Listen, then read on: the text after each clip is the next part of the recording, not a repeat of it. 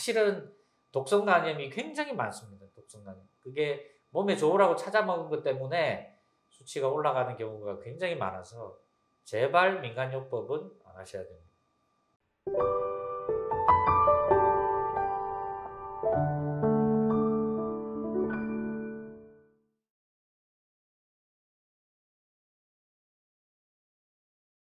우리가 앞서 여러 가지 간암에 관련된 약과 치료 방법들을 얘기를 했고요. 오늘 마지막 시간입니다. 드디어 허가는 받았지만 아직 급여가 되지 않은 약, 그리고 앞서 옵티보 얘기를 하셨었지만 지난 시간에 또 다른 면역항암제인 새로운 약에 대해서 오늘은 얘기를 하도록 하겠습니다.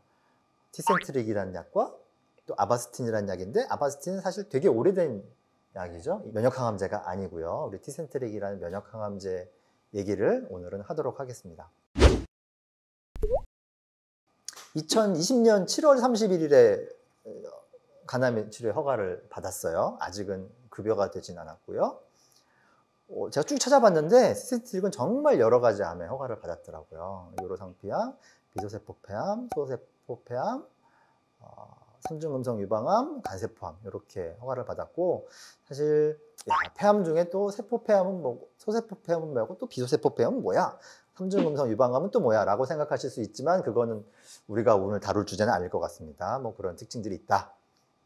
아바스틴은 2004년도에 전이성 결장암으로 처음 허가받은 약제이고, 여러 가지 암종에 직결장암, 유방암, 폐암, 신세포암, 교모세포종, 복막암, 자궁경부암 등등에 쓰이는데, 요 중에 교모세포종을 포함한 나머지 암종에서는 다 병용요법으로 쓰더라고요. 단독요법으로 쓰는 경우는 많지 않고, 그래서 이게 어떤 약이길래 두 개를 같이 쓰는 건지 그게 좀 궁금했어요. 표적 항암제 중에 우리가 이제 넥사바, 렌비마, 스티바가 이런 이야기를 했고요. 그 표적 중에 이 혈관 형성을 촉진하는 그 기전이 있습니다. 그 기전을 특히 이제 막는 거, 블럭하는 게 이제 아바스틴이라는 주사약이 됩니다. 암이라는 게 새로운 혈관을 자꾸 만드는 거죠? 암이 자라나려면 영양이 필요하고, 영양이 필요한 만큼 우리 그 수도 끌어쓰듯이 혈관을 만들어야 걔네들이 더 자랄 수 있습니다. 그래서 혈관을 형성하는 기전 자체가 암이 커지는 데에 굉장히 중요한 역할을 하는데요. 그 혈관을 이제 자라게 하는 그런 기전을 막으면 이 암이 크기가 줄어들 거다. 이렇게 해서 만든 게 이제 아바스틴이라는 그 항체죠. 이제 이 혈관을 촉진하는 그 부분을 블락하는.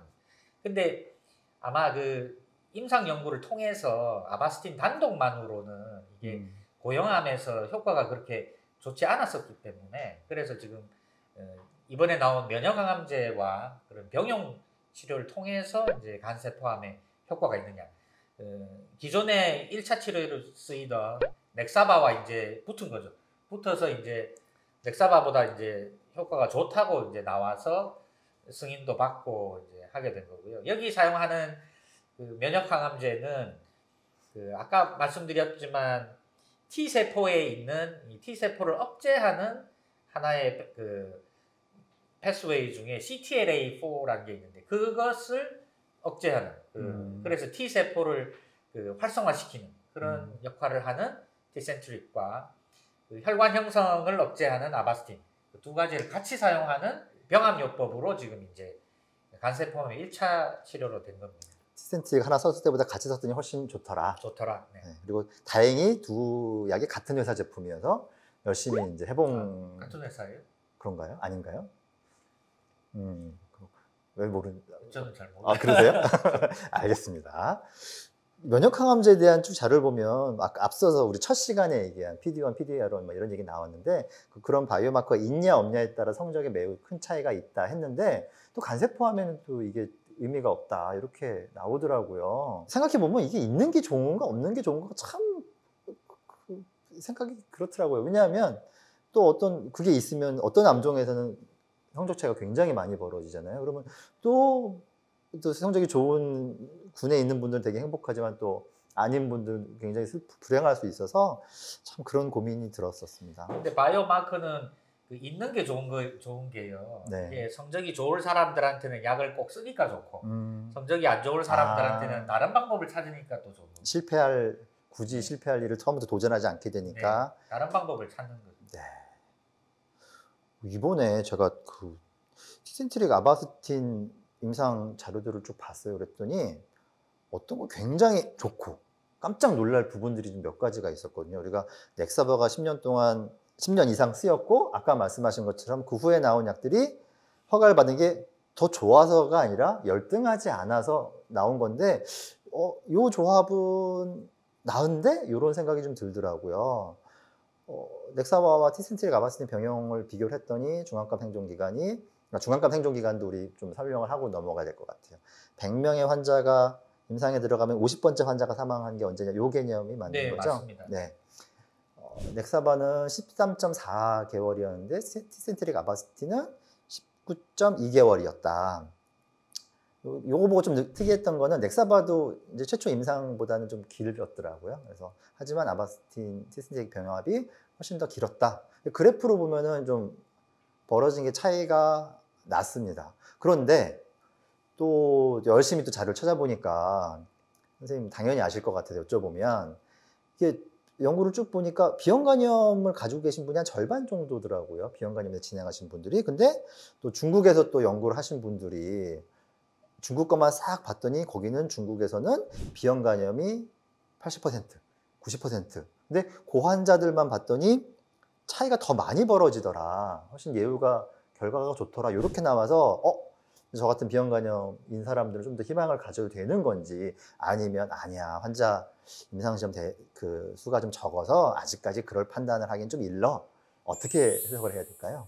사실 이런 연구를 보면요, 이게 뭐 물론 무작위 배정을 하고 한 연구이기 때문에 저 데이터는 그대로 사실은 받아들이는 게 맞다고 보고요. 네. 이게 뭐 어떻게 평가절하하거나 이게 뭐 오류가 있을 거다라고 이야기하는 것보다는 일단 데이터는 맞는 걸로 보는데 이게 실제로 사용했을 때 어떨지는 조금 더 봐야 되지 않나. 결국 이번 데이터로는 확실히 넥사바보다는 좋습니다. 이야기 좋고 또 비형 간염에서도 좋다는 게 더 이제 큰 건 맞는데 앞으로 더 많은 데이터가 모여야 되지 않을까 생각을 하고 있습니다. 그거는 모든 약이 다 해당되는 맞습니다. 얘기니까요. 근데 비형 간염에서 간암 생기신 분들에서는 24개월이면 어마어마한 거라서요. 그렇죠. 대주군도 17.4개월밖에 안 되는데 아무튼 요거 보고선 나름 좋네 이런 생각이 확 오더라고요. 무진행 생존기간은 6.8개월 대 4.3개월로 차이가 있었고요. 그래서 그래프를 보면은 이렇게 좀 예쁘게 벌어지는 게 좀 보입니다. 반응률이 이게 여러 이제 언론에서 봐서 나왔기 때문에 환자분들도 좀 봤을 텐데 27.3% 대 11.9%로 차이가 좀 많이 났고요. 이제 또 깜짝 놀라게 완전간해잖아요. 완전간해가 5.5%. 지금까지 우리가 얘기했던 약 중에서 완전간해가 있는 케이스도 거의 없었고 더군다나 5.5%면은 낮지 않은 결과인데 깜짝 놀랐어요. 어떻게 우리가 저도 깜짝 놀라겠습니다. 근데 저게 너무 높거든요. 10%가 완전 관해가 된다는 것은 굉장히 놀라운 데이터인 것 같고요. 사실은 반응률이 좋은 약으로 유명한 거는 렌비마가 사실은 굉장히 반응률이 높은 걸로 유명한데 그렇다고 해도 완전 간해가 저 정도까지 나오진 않는데요. 사실은 임상 연구가 서로 다른 임상 연구를 비교할 수는 없고요. 이 연구에서 과연 여기 연구에 참여한 환자들의 종양 버든이 얼마나 되느냐. 제가 말씀드렸지만 커다란 종양이 그냥 싹 없어진다는 것은 어려운 일이기 때문에 이게 과연 작은 게 여러 개 있는 분들일 수도 그러니까 있고 이게 짜잘한 게 사실은 있었던 사람이 다행히 반응이 좋았을 수도 있고 그래서 실제로 이거를 해석할 때 내가 환자 쓰면은 10% 완전 관여될 거야 라고 이야기하는 거는 조금 무리일 수 있고요. 다만 이 데이터로는 좀 엄청난 데이터이긴 합니다. 그러면 완전 관여된 분 사람들의 캐릭터를 이렇게 좀 분석하시는 분들이 분석하는 있겠네요. 게, 네, 맞습니다. 그게 분석해야 될 것 같고요. 사실은 그 10%가 완전 관해라면 아까 그 생존 곡선 보여주셨는데, 그러면 10%는 완전 관해면 그분이 재발하지 않는다면 오래 사셔야 되거든요. 그러면 이게 과연 더 높아질 건지 이제 그런 것도 이제 생각해 볼 수 있죠. 저런 분 중에 일부는 또 재발을 하니까. 그러니까요. 그 재발 얘기를 맞아요. 여쭤볼 때가 된 것 같아요. 우리 간암이 다른 암에 비해서 굉장히 슬픈 것 중에 하나가 높은 재발률이잖아요. 그래서 이게 완전 간해가 됐다고 해서 재발이 안 된다는 뜻은 또 아닌 것이고, 네. 물론 이제 그분이 다시 썼을 때 효과가 있을 수도 있으니까 그건 또 지켜봐야 될 부분이고, 간암이 다른 암에 비해서 재발률이 유독 높잖아요. 그거 한번 좀 설명을 해주셔야 될 것 같아요. 그 간암은 처음에 우리 시작할 때 말씀드렸는데, 간에 병이 있는 환자에서 시작하는 암이고요. 그래서 하나가 보이더라도 주변에 또 있을 가능성도 굉장히 많아요. 왜냐하면 간 전체가 병이 있기 때문에. 그래서, 아직 안 보이는. 네. 네. 그래서 수술하더라도 재발이 많게는 50에서 70%까지 재발한다라고 하는데요. 2년 내에 재발하는 것은 수술할 때부터 있던 것일 가능성이 많고요. 2년이 지나서 심지어 10년이 돼도 재발할 수가 있습니다. 아, 그러면 암세포가 진짜 세포 하나가 해서 눈에 보일 만큼 커지는데 그렇게 오래 걸리는 건가요? 그 2년이 지나서 재발하는 것은 새로 생기는 거죠. 2년이면 굉장히 긴 기간. 새로 생기는 거죠. 2년 이후는 새로 생긴 거라고 네. 일단은 가정을 해야 되는 2년 거고. 이내에 재발한 것은 처음부터 있었던 것이 아닌가. 이런 그 전신항암제에서의 재발의 개념은 좀 다르게 봐야 되는데, 수술이나 고주파 열 치료처럼 근치적 치료에서는 재발이라고 말할 수 있습니다. 하지만 이런 보존적 치료는 암이 다 없어져야 새로 생겼다고 할 수 있거든요. 그래서 이것은 재발이라기보다는 이 치료에 반응을 하다가 나중에 그 반응을 안 하게 되는, 다른 데 새로 생기는 그런 개념으로 봐야 돼서요. 조금 다르게 생각할 수 있습니다. 그래서 또 간암에서는 간 이식이 굉장히 중요한 치료 옵션이잖아요. 그 병든 간을 통째로 이제 제거하고 건강한 간으로 바꿔주는 거고, 또 아산병원이 또 전 세계에서 가장 또 많이 하고, 제가 자료보다 깜짝 놀랐던 게 전 세계에서 두 번째로 많이 하는 병원에 2배를 하더라고요. 아산병원이.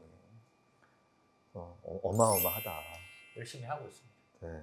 물론 지금 이제 키우신 이승윤 선생님은 정년퇴임 하셨지만 또 밑에서 배우신 분들이 아산병원뿐 아니라 다른 병원에서 거의 많이 가 있고, 맞습니다. 전 세계에 가 계시더라고요. 네. 그래서 미국에 계신 분하고 페이스북하고 얘기하는데, 한인 선생님인데 이승윤 선생님 밑에서 배워서 미국에서 간이식 하신다고 얘기를 해주시더라고요. 그래서 전 세계적으로 아주 훌륭하신 분이다. 우리 또 아산병원 자랑 한번 하고 넘어갔습니다.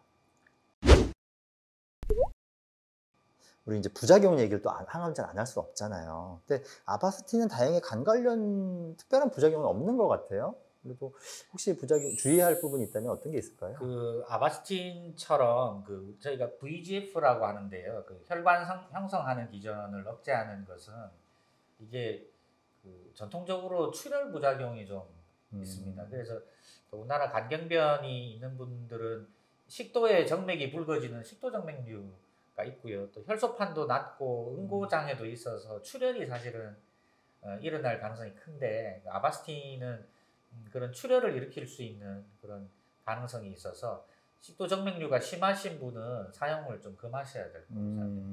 네. 네.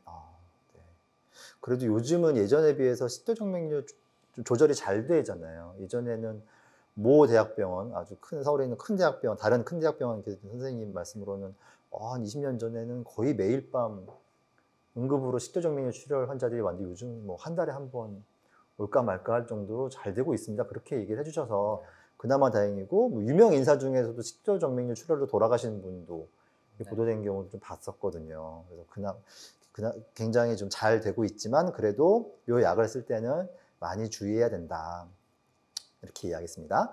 티센트릭 부작용을 좀 봤는데 AST, ALT 기준이 있더라고요. 근데 면역 관련 간염, 이게 면역 항암제가 아주 예외적으로 심각한 면역 질환을 일으켜서 오히려 이 약 때문에 사망에도 이르길 수 있다, 이런 우려들이 있잖아요. 근데 그 중에 이제 면역 관련 간염에 대한 내용들이 있더라고요. 그런데 이제 기준에 용량 조절 기준에 ALT 뭐 3배 상승, 10배 상승 이런 내용이 있어서 간세 포함해서 AST 정상 기준에 3배 상승은 늘 있는 건데? 뭐 이상한 일이 아닌데? 그래서 혹시 이게 구분이 가능한가요? 면역 관련된 간염과 그렇지 않은 간염. 네, 경험 있는 소화기내과 의사가 네. 이 간 기능의 추세를 보거든요. 이게 네. 하나만 보는 게 아니고 이전에 어땠냐, 지금 어떤가, 앞으로 어떻게 될 건가 보면 대개는 구별을 할 수 있습니다. 물론 어려운 경우도 있지만 이 약을 쓴 다음에 뭐 얼마가 경과해서 이게 올라간 걸 봤다. 그러면은 다른 원인이 없다면 이제 그 면역 관련 간염으로 생각할 수 있는데요. 뭐 사실은 뭐 생길 수는 있는데 저는 아직 경험이 많지는 않지만 아직까지는 생기는 경우가 없었고요. 아, 네. 하지만 뭐 면역 관련한 폐렴이나 뭐 갑상선염이나 뭐 또 간염 이런 것들이 생길 수는 있습니다. 그래서 항상 약을 사용하게 되면 아주 자세히 잘 지켜봐야 될 것 같습니다. 그렇군요. 선생님 보신 자가 면역성 간염도 혹시 진료하시죠? 자가 면역 간염은 봅니다. 그렇죠. 흔한 병은 아니지만 중요한 또 간질환이잖아요. 자가 면역 간염은 이 약처럼 외부에서 준 약 때문이 아니고요. 자기 몸에서 그렇죠. 생기는 병이라 그런 경우에는 면역 억제제를 사용하게 되고요. 면역 항암제가 일반적으로는 부작용이 이제 훨씬 적다고 알려져 있는데 역시나 티센트릭도 그렇더라고요. 그래서 표적 항암제와 좀 그런 면에서 다를 것 같고, 우리 이제 면역 관련 부작용은 앞서서 이제 선생님께서 말씀해 주셨으니까 다른 질문을 좀 넘어가겠습니다. 이게 제가 자료를 쭉 보니까 저도 좀 활동을 했는데 허가를 작년 2020년 7월 30일에 받았고 급여는 아직 안 되고 있잖아요. 제약회사 쪽에서는 우리 급여 신청했습니다 이런 보도가 나와 있고, 또 항암제는 암질환심의위원회라는 정부 위원회에서 이거를 우리가 건강보험을 할까 말까를 먼저 심사하는 단계가 있는데 그거는 굉장히 다행스럽게도 한 번에 통과를 했더라고요. 이게 여러 차례 반려되는 경우가 있었고 저는 개인적으로는 과연 한 번에 통과할 수 있을까? 뭐 걱정을 했었는데 한 번 사실 저거 열리기 하루 전에 통화를 했어요. 제가 담당자분하고 제발 좀 해주십시오. 환자 수 생각보다 많지 않으니까 재정 부담 적을 겁니다. 환자들 힘들어하는 거 아시잖아요. 했는데 물론 저 때문은 아니죠. 그래서 그때도 그 공무원분께서 이렇게 반응이 나쁘진 않았었어요. 다행히 한 번에 통과를 했고 제가 이제 좀 공부를 해보니까 이게 경제성 평가라는 걸 또 하더라고요. 이게 기존의 약에 비해서 비용 대비 효과가 좋냐 나쁘냐 이런 거 비교하는 과정에 지금 있다고 들었습니다. 그래서 여기 잘 보이실지 모르지만 좀 단계가 있는데 이후에도 단계가 많아요. 네, 심평원을 한번 거쳐야 되고 공보공단에서 또 이제 하고 이 단계마다 또 시간이 있더라고요. 그래서 빨리 돼야 될 텐데 다른 약들처럼 1년 안에는 해야 될 텐데 1년 넘었네 벌써? 1년은 넘어가겠군요. 빨리 됐으면 좋겠고 요거는 이제 우리가 지난 시간에도 얘기했지만 환자분들 혹시나 이 약을 쓰고 계신 분 내지는 써야 될 분 아니면 내가 지금 간암 초기지만 혹시나 쓰면 어떻게 하지? 하는 분들은 좀 적극적으로 많이 의견을 개진해 주셔야 그분들이 조금 더 이렇게 긍정적으로 생각을 하지 않을 것 같습니다. 선생님이 지금 많은 사례는 아니라고 하셨지만 직접 써보신 거잖아요. 느낌은 어떠신가요? 이거는 뭐 어디 논문이나 이런 데서 볼 수가 없잖아요. 선생님이 직접 써보신 의료인으로서의 느낌이라고 하면 부작용은 제가 보기는 그렇게 많지는 않은 것 같고요. 네. 많지는 않은 것 같고 면역 치료제 특유의 약간 부작용은 아직은 저는 경험은 못했고요. 하지만 옵디보보다는 티센트릭이 면역 관련 부작용의 빈도는 조금 더 많을 것 같다는 생각은 듭니다. 그래서 클로즈 모니터링을 하기는 해야 되겠고요. 아직 효능에 대해서는 말씀드릴 정도의 경험은 아닌데 그다지 나쁘지는 않은 것 같아요. 하지만 이게 완전 관해가 11%라는 거는 그거랑 비교했을 때 실제 임상에서 어떤지는 조금 더 경험을 해봐야 됩니다. 네. 완전 관해. 저는 아마 많은 분들이 거기에 꽂혀서 아마 관심을 가지실 거라고 생각이 됩니다. 앞서서 우리가 그 다른 간세포암의 경구 치료제 내지는 주사 치료제들에 대해 얘기할 때 급여 기준 또 얘기했는데 또 마찬가지로 나올 것 같아요. 왜냐하면 임상시험 세팅이 또 넥사바와의 비교 이렇게 되어 있기 때문에 넥사바 대상이 되는 환자들 가지고만 했어요. 그런데 경험상 그거를 넓히기 위해서는 벗어나는 환자들에 대한 자료들이 쌓여야 되는데 혹시나 병원들에서 그런 걸 모아서 이렇게 논문을 내거나 하시는 경우들이 좀 있나요? 그럼요. 그게 아까 보여드린 그 아까 2차 약제 그것처럼 일단은 그 케이스가 증례수가 많이 모이면 이제 거기서 데이터를 내서 이제 정부를 설득해야죠. 그렇죠. 설득이 참 쉽지 않습니다. 그나마 좀 다행인 게 비형 간염이 86년 이후 예방 접종을 열심히 하는 바람에 지금 40세 이하에서 거의 없고, 저는 이제 많이 얘기하는 게 저보다 조금 나이 적으신 분들, 10살 이하이신 분들 다 죽으면 이제 비형 간염은 우리나라에서는 싹 정리된 병이다. 많은 분들이 이제 술 때문이라고 생각하시는데 영국이 우리나라보다 술을 많이 먹거든요. 근데 영국이 우리나라보다 우린 10위 안에 간세포암이 없어요. 발생암 순위. 그래서 술보다는 역시나 비형 간염이 중요하다. 그래서 비형 간염은 간암은 점점점 사그러드는 암이다 라고 생각하면 정부도 좀 부담 없이 다른 폐암 이런 것처럼 앞으로 환자가 늘어나는 암은 아니기 때문에 좀 부담 없이 급여 기준을 넓혀 주셨으면 하는 바람이 있습니다. 우리 티센트릭 아바스틴까지 먹느냐 주사제 얘기를 끝낸 것 같아요. 그런데 제가 개인적으로 정말 궁금했던 게 있어요. 뉴스에서 맨날 꿈의 항암 치료 그러면서 양성자 치료 얘기가 나와요. 이거 하면 정말 다 치료되는 것처럼 나오고 우리나라에 지금 한 대인가 두 대인가밖에 없다. 2대 있죠. 네, 암센터랑 삼성 네, 있죠. 그리고 독일 가서 하고 왔다는 별의별 얘기가 다 오는데 지난번 선생님이 강의를 보니까 사실 그 정도는 아니죠 라는 내용이 들어있고, 제가 최근 논문은 아니고 한 6, 7년 전에 암센터에서 나온 자료도 있는데 거기도 내용이 그렇더라고요. 사실은 그 정도는 아닙니다 라는 내용이더라고요. 홍보팀이 좀 무리수를 쓰고 있네요 이런 게 너무 느껴지는 논문이었거든요. 선생님이 이 양성자 치료에 대해서 한번 좀 설명 좀 해주세요. 그 양성자라는 거는요, 이게 학생 때 배우신 기억이 나는지 모르지만 그 원자, 전자, 중성자, 양성자, 네. 그런 파티클, 아주 스몰 파티클인데요. 그거를 이제 쏴서 이 암세포를 죽인다는 건데 결국에는 방사선 치료의 일종입니다. 방사선. 근데 우리가 흔히 쓰는 감마레이는 그냥 파장처럼 가는 감마레이인데요. 그것도 많이 쪼으면은 암은 죽게 돼 있거든요. 근데 문제는 이거를 쪼을 때 그 빔이 지나가는 곳은 다 손상을 주기 때문에 네. 암에다가 쪼으면은 암은 죽지만 주변까지 다 죽어버리기 때문에 이거를 방사선 치료가 사실은 간암에서는 흔히 이용이 안 됐는데, 그렇죠. 이게 기술이 발달하니까 이거를 여러 군데에서 한 곳으로 포커싱을 하니까 주변 가는 손상이 조금만 되고 희석되고 가운데만 세게 갈 수 있는, 그리고 심지어는 이 모양이 예를 들면 별 모양도 만드는 거예요. 3차원으로. 컴퓨터가 좋아져서. 네, 그러니까요.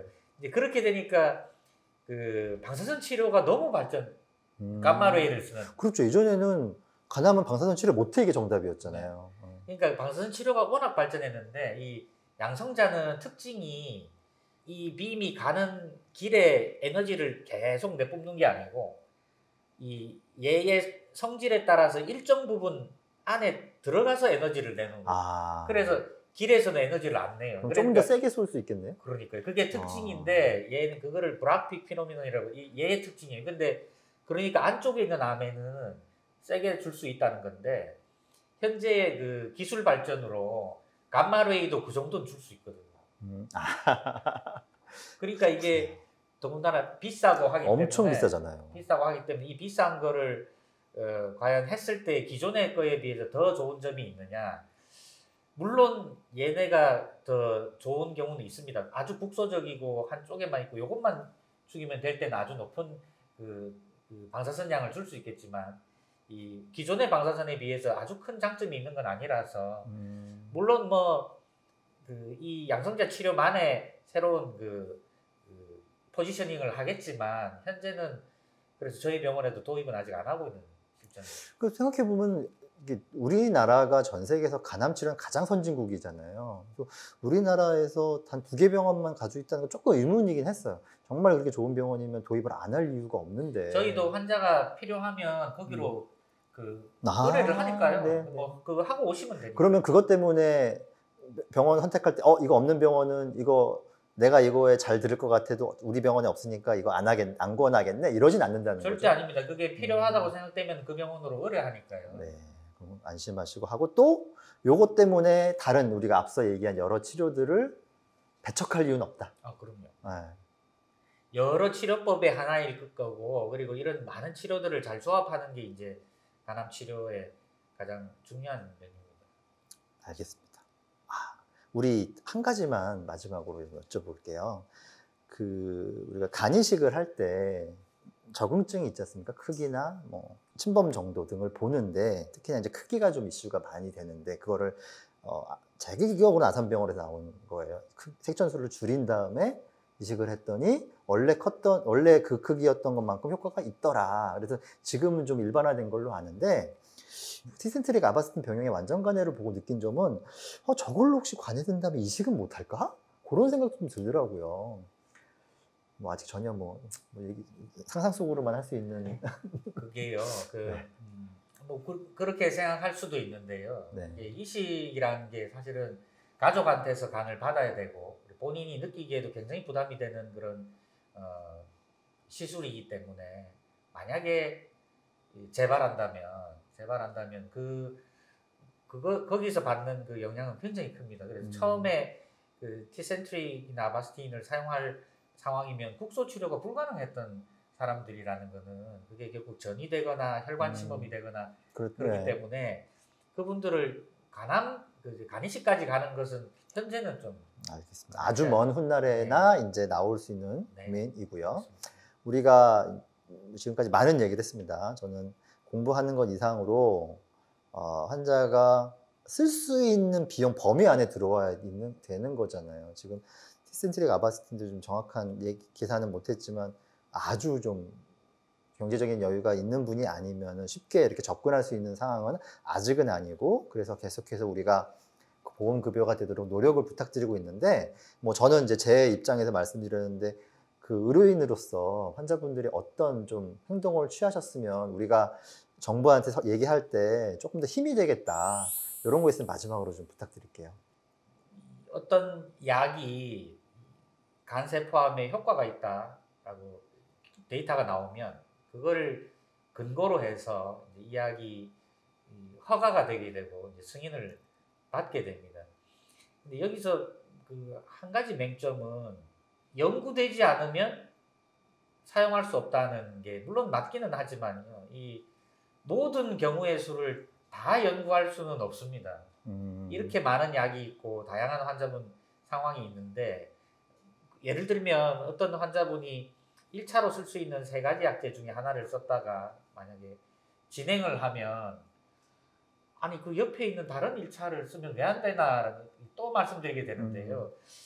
물론 보험에서 커버하기에는 부담이 된다고 하면 다만 그런 그 의료진과 환자의 치료 선택에 대해서는 조금 허용을 해주는 것이 그리고 의료진을 믿고 그리고 환자분의 그 생명권이라고 하나요? 나는 이 치료를 받고 싶다고 그거를 좀 아예 안 된다는 것보다는 그거를 인정해주는 쪽으로 이걸 좀 됐으면 하는 그런 바람이 있습니다.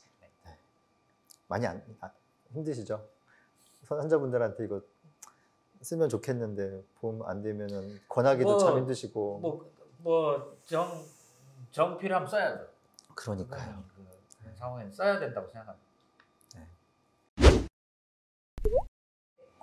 네, 교수님, 저 소화기내과 교수님이니까 제가 그냥 일반인들이 궁금하는 수치에 대해서 하나 여쭤보고 싶은데, 우리가 간 수치에 대해서 AST, ALT 이런 수치들이 있는데 이게 정상 수치보다 얼마나 올라가야지 뭔가 약을 먹어야 되거나 아니면 뭔가 좀 긴장하거나 해야 되는 수치인지 좀 궁금하거든요. 그리고 그렇게 수치가 올랐을 때 처방되는 약들이 정말 효과가 있는지, 뭐 곰돌이 나온 뭐 이런 약제들이 있잖아요. 이런 것들이 진짜 효과가 있습니까?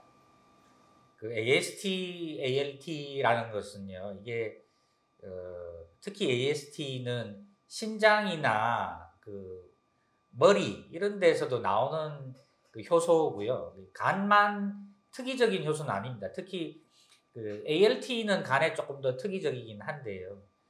이것이 간 때문에 높아진다는 것은 간세포에 손상이 있다는 것을 의미는 합니다.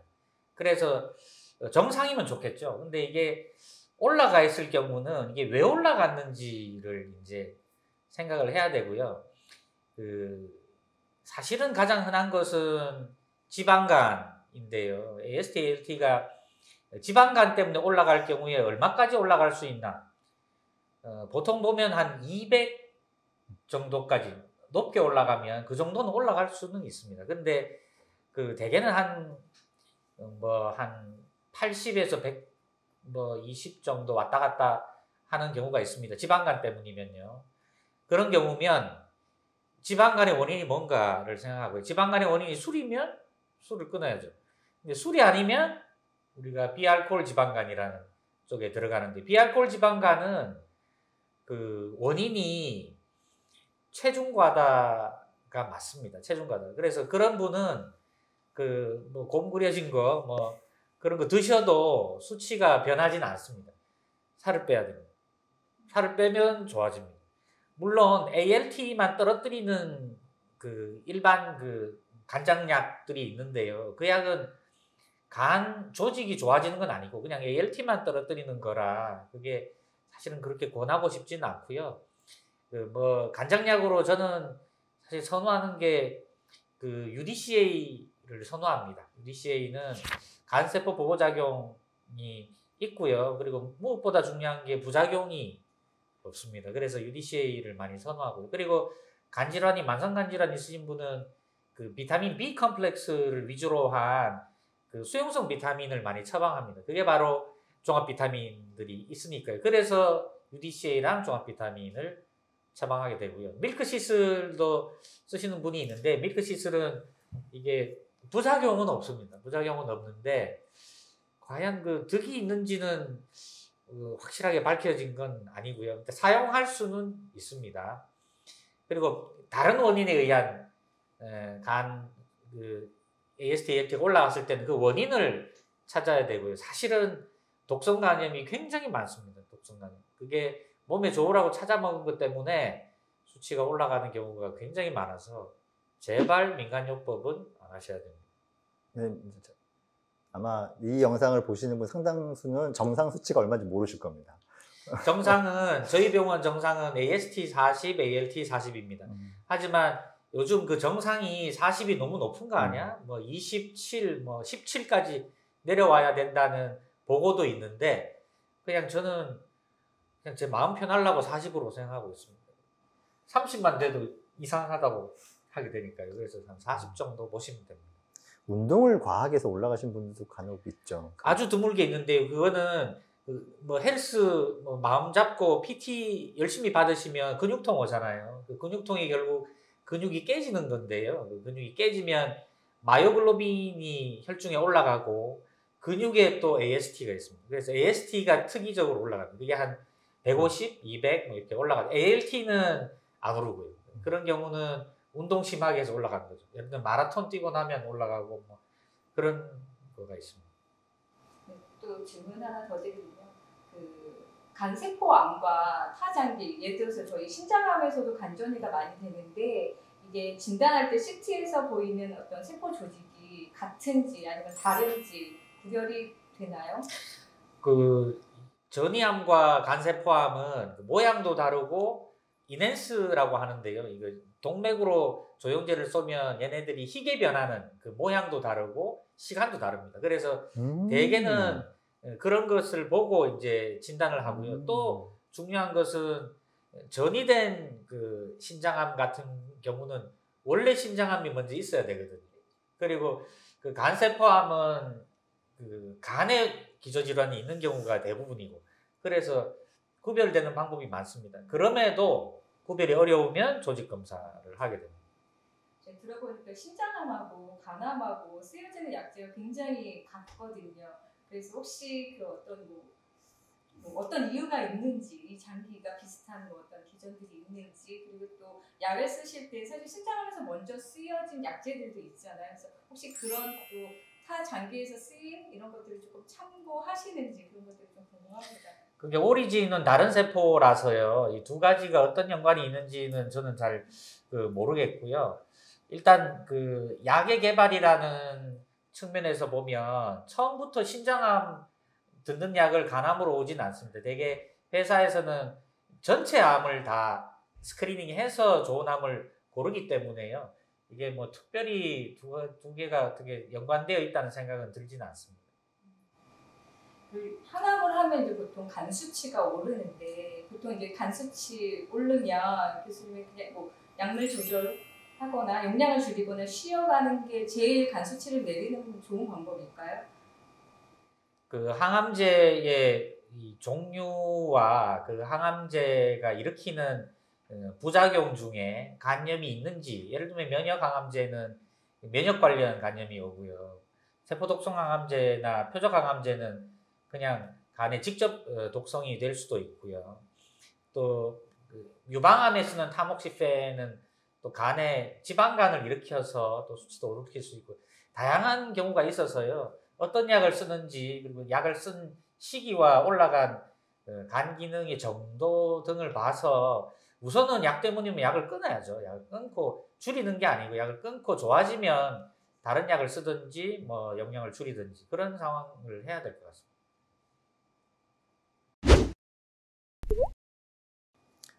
저희가 우리 여러 차례 나눠서 했는데 총 얘기한 시간도 꽤 길게 얘기했어요. 선생님. 사실 선생님 대중 강의 잘 안 하시잖아요. 많이 했는데. 아, 그런가요? 병원에서 이제 간의 날에 많이들 네. 이제 우리 대한간학회에서 매년 10월달에 대중은 잘 안 했죠. 학회에서. 네. 그러니까 선생님 학회는 뭐 저도 이렇게 꼽사리 끼워서 이렇게 본 적도 네, 있고 또 학회는 개원이 선생님 대상 강의한 것도 배우는데. 있는데 많이 봤는데 환자분 대상 강의하는 건 많지는 아마 않습니다. 1년에 한 번 정도씩 이렇게 선생님이 돌아가면서 병원별로 우리 대한간학회에 공개 강좌를 했고, 저는 예전부터 그게 거의 20년째 하는 행사인데 왜 그걸 영상을 찍어서 안 올리시나 했는데 코로나 덕분인지 때문인지 모르겠지만 각 이제 병원별로 이제 찍어서 다 올리시니까 내용이 좋더라고요. 그래서 환자분들이 혹시나 간질환이 궁금하시면 이상한 거 보시지 마시고 병원별로 대한간학회 공개 강좌 찾아보시면은 아주 큰 도움이 되실 거고요. 저는 우리가 이 영상을 올려서 많은 분들이 보시면 좋겠는데 이 영상이 빨리 쓸모가 없어졌으면 좋겠어요. 한 1년 지나서 야 보험 다 됐는데 왜 그런 얘기 길게 했어? 이런 날이 빨리 왔으면 좋겠습니다. 네, 저도 바랍니다. 긴 시간 시청해 주셔서 감사하고요. 우리 또 김광원 교수님 말고 다른 선생님이라도 이런 거 좀 궁금해요. 이거 선생님들이 이런 것도 설명해 주셨으면 좋겠어요. 라는 것들 댓글로 남겨주시면 제가 열심히 노력을 해서 알아보도록 하겠습니다. 긴 시간 수고해 주셔서 감사합니다. 아유, 감사합니다.